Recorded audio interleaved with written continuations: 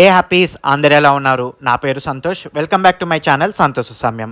Last వీడియోలో మనం మహారాష్ట్రలోని ప్రముఖ పుణ్యక్షేత్రమైన తుల్జాపూర్ భవానీ ఆలయ విశేషాల గురించి తెలుసుకున్నాం కదా.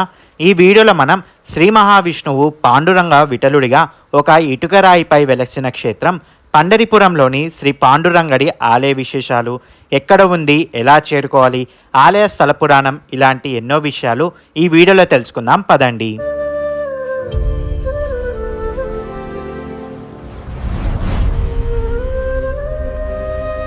మేము తుల్జాపూర్ భవానీ ఆలయ దర్శనం చేసుకొని ఇక్కడి నుండి ఒక 112 కిలోమీటర్ దూరంలో ఉన్న పండరిపూర్కి వెళ్తున్నాము.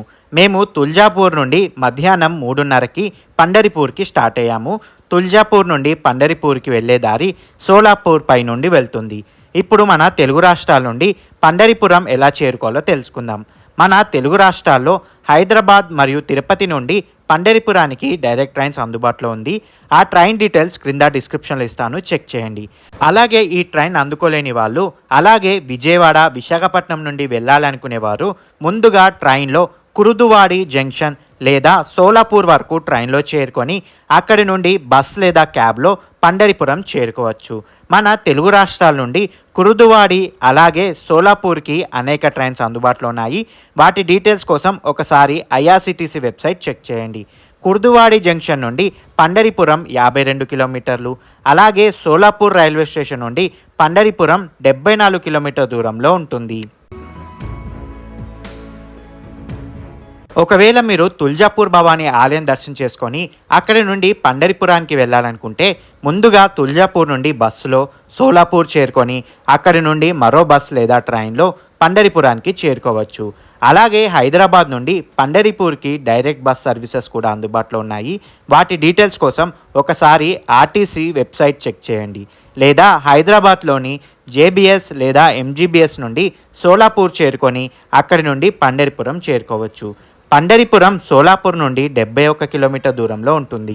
జర్నీ సమయం వచ్చేసి 1.5 నుండి 2 గంటల సమయం పడుతుంది.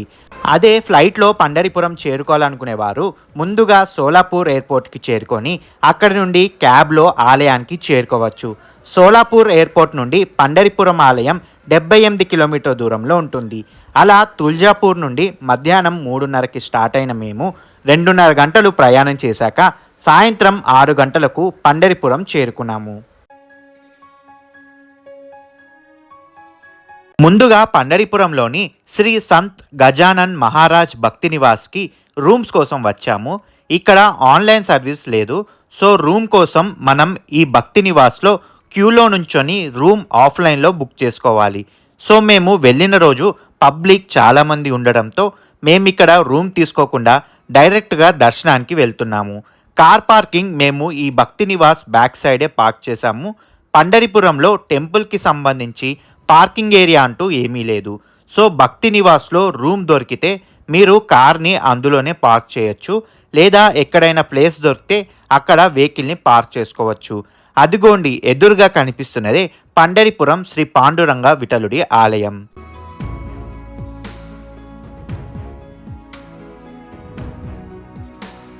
పాండురంగడి ఆలయం పండరిపురం పట్టణం యొక్క మధ్య భాగంలో ఉంటుంది. ఈ ఆలయానికి వెళ్ళే దారిలో మనకి అనేక షాపులు అలాగే రూమ్ స్టేస్ కూడా అనేకం ఉంటాయి.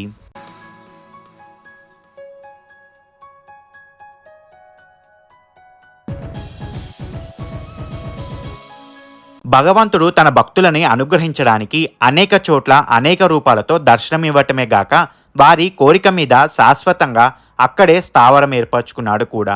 భగవంతుడు అలా ప్రకాశించే కొన్ని చోట్లయితే కొన్ని చోట్ల భక్తులే తమ ఆరాధన కోసం దైవ సన్నిధాలను ఏర్పాటు చేసుకున్నారు. అలాంటి దేవుని నిలయాలే దేవాలయాలు. ప్రాంతాన్ని బట్టి ప్రజల ఆచారాలని బట్టి భగవంతుడు వేరువేరు రూపాలతో వేరువేరు పేర్లతో కొలువై ఉన్నాడు. రాముడు, కృష్ణుడు, పండరీనాథుడు, మహాశివుడు, మల్లికార్జునుడు ఇలా ఎన్నో పేర్లు ఉన్న భగవంతుడు మాత్రం ఒకరేనని, ఆయన భక్తికి మాత్రమే లొంగుతాడని చాలామంది భక్తులు విశ్వసిస్తారు. ప్రస్తుతం మనం భక్తుని కోసం దివి నుండి భువికి దిగివచ్చి భక్తుని కోరిక మేరకు భువిలో ఇటుకరాయి మీద నుంచున్న పాండురంగ విఠలుడి గురించి తెలుసుకుందాం.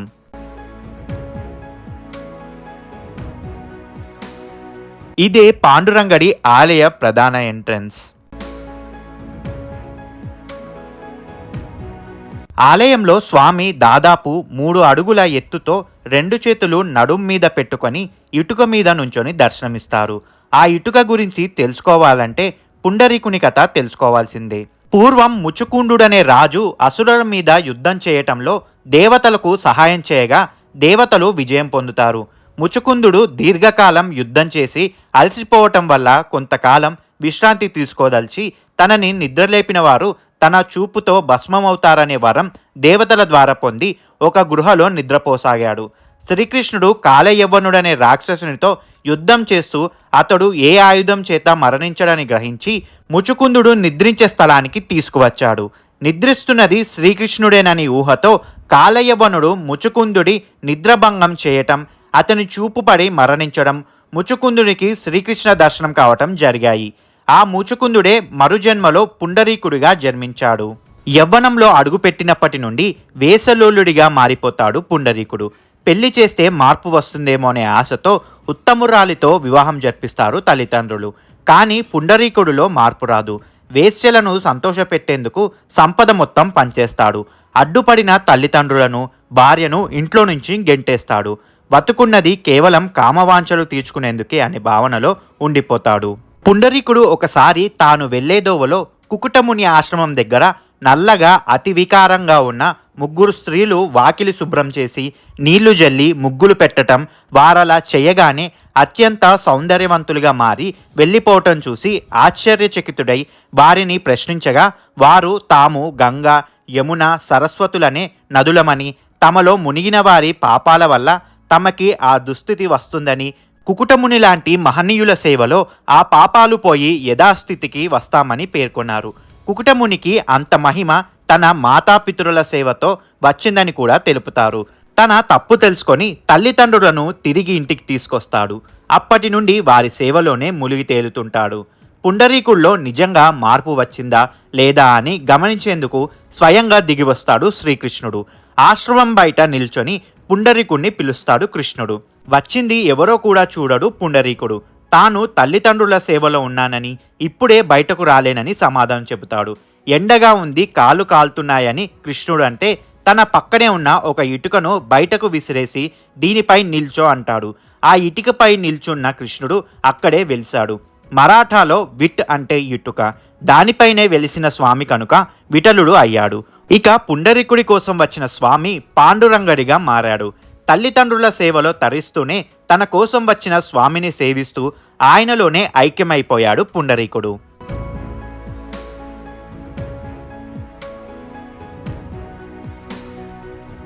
ఈ ఆలయం ఉదయం 4 గంటల నుండి రాత్రి 11 గంటల వరకు తెరిచి ఉంటుంది. పదండి ఇప్పుడు ఆలయ దర్శనానికి వెళ్దాం. ఈ ఆలయం ప్రక్కనే మనకి మొబైల్ లాకర్ అలాగే లగేజ్ కౌంటర్ ఉంటాయి. ఆలయం లోపలికి వెళ్లే ముందు ఆలయానికి ఎదురుగా ఒక మండపంలో వెండి రేకు తాపడం చేసి స్తంభం ఒకటి ఉంటుంది. భక్తులు దీనిని దర్శించుకొని స్వామి దర్శనానికి వెళ్తారు. ఈ స్తంభం దగ్గరే పురందరదాసు భజనలు చేస్తూ నుంచుండేవాడట. అందుకే దీనిని పురందరదాసు స్తంభం అని పిలుస్తారు. ఈ ఆలయంలో దర్శనాలు 2 విధాలుగా ఉంటాయి. ఒకటి, స్వామివారి దగ్గరికి వెళ్ళి పాదాల మీద మన శిరస్సు పెట్టి దర్శనం చేసుకోవచ్చు. అలాగే రెండవది ముఖ దర్శనం, అంటే స్వామివారిని కొంచెం దూరం నుండి దర్శనం చేసుకోవడం. ఈ 2 దర్శనాలు ఉచితాలే. కానీ స్పర్శ దర్శనానికి 2 నుండి 3 గంటల సమయం, అలాగే క్యూ లైన్ కోసం ఆలయం నుండి ఒక 300 మీటర్లు వెళ్ళి అక్కడి నుండి ఒక 5 అంతస్తుల బిల్డింగ్ ఎక్కి దిగి దర్శనానికి వెళ్ళాలి. అదే ముఖ దర్శనం అయితే కొంచెం తొందరగా అవుతుంది. స్వామివారి దర్శనానికి ఆన్లైన్లో కూడా బుక్ చేసుకోవచ్చు. ఆ లింక్ కింద డిస్క్రిప్షన్లో ఇస్తాను, చెక్ చేయండి. అలాగే రూమ్స్ కూడా బుక్ చేసుకోవచ్చు. ముందుగా మీకు ముఖ దర్శనం క్యూ లైన్ చూపిస్తాను, ఆ తర్వాత స్పర్శ దర్శనం క్యూ లైన్, అలాగే ఆన్లైన్లో తీసుకున్న టోకెన్ టికెట్ దర్శనం లైన్ కూడా చూపిస్తాను. ఆలయ ప్రధాన ఎంట్రన్స్ నుండి ఎడం వైపుకి వెళ్తే మనకి ముఖ దర్శనం క్యూ లైన్ వస్తుంది.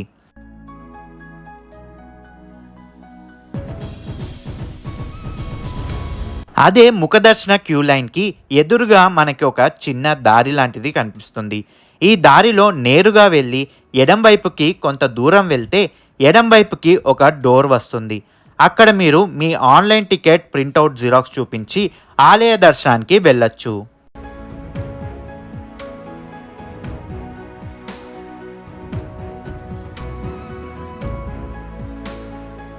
ఈ గేట్ దగ్గర మనం ఆన్లైన్ టికెట్ బుకింగ్ జిరాక్స్ చూపించి లోపలికి వెళ్ళొచ్చు. ఈ గేట్ నుండి ఇంకొంచెం ముందుకు వెళ్తే మనకి ఉచిత క్యూ లైన్ కనిపిస్తుంది. ఈ పైన కనిపిస్తుంది ఉచిత స్పర్శ దర్శనం క్యూ లైన్. ఈ లైన్లో వెళ్ళి ఆలయానికి ఎదురుగా ఉన్న, అంటే ఇందాక మీకు మొబైల్ కౌంటర్ చూపించాను కదా, ఆ పైన ఉన్న బిల్డింగ్లో క్యూ లైన్లో నుంచి ఆలయంలోకి రావాల్సి ఉంటుంది.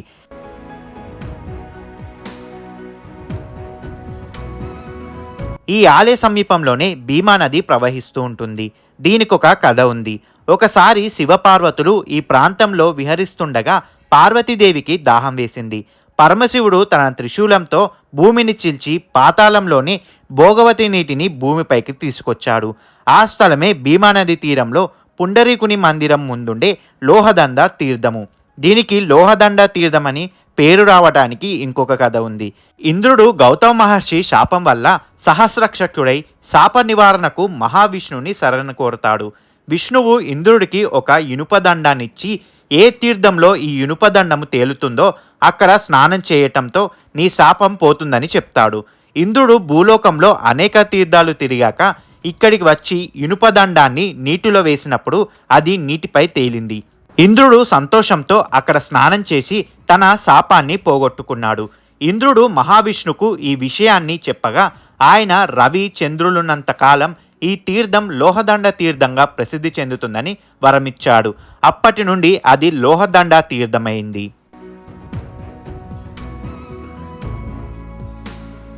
ఇక్కడ గోకులాష్టమి లేదా కృష్ణాష్టమి పండుగను ప్రజలు 9 రోజుల పాటు విఠోబా విగ్రహం ముందు పాటలు పాడుతూ నృత్యాలు చేస్తూ వేడుకలు జరుపుకుంటారు.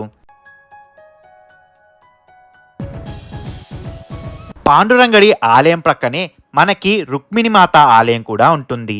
ఇక్కడ కూడా అమ్మవారి దగ్గరికి వెళ్ళి పాదాల మీద మన శిరస్సు పెట్టి స్పర్శ దర్శనం చేసుకోవచ్చు.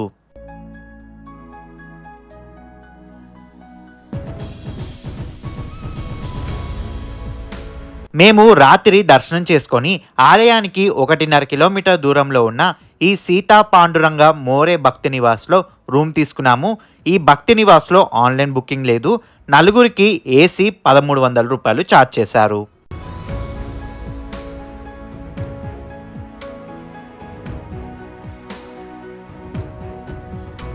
ఇదండి పండరిపురం పాండురంగడి ఆలయ విశేషాలు.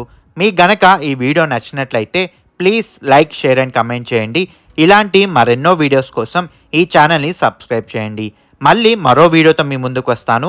అంతవరకు మీ సంతోష సమయాన్ని గడపండి.